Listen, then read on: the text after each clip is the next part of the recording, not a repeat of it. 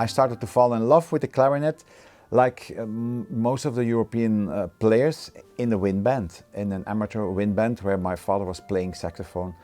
And I had to play the clarinet because there were not enough players for that moment. And in the beginning it was a habit, it was okay, that was my instrument, not more than this. And more I start to fall in love with the instrument, and yeah, now I can't imagine another life than playing the clarinet. Sometimes I think when I would start over, I would probably be a string player, because that's really my love for classical music is more in this direction, like violin concerto, string quartets. But the clarinet is such an instrument where you can, maybe the only wind instrument where you can play so musically and so like a string player, so free, and that's probably why I keep on playing the clarinet.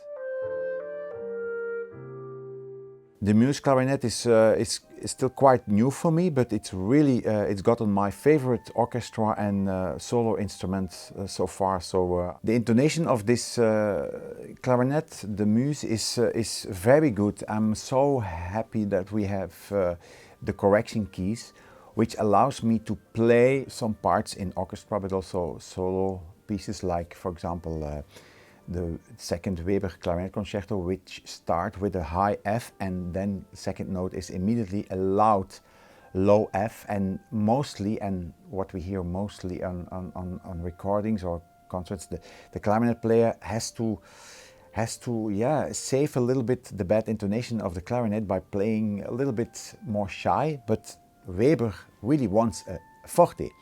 And now with this exceptional intonation of La Muse and the correction key, we really can play this concerto, and not only this concerto, but also other pieces, like the composer wanted it. And it feels as a musician so free that you really have no limits anymore.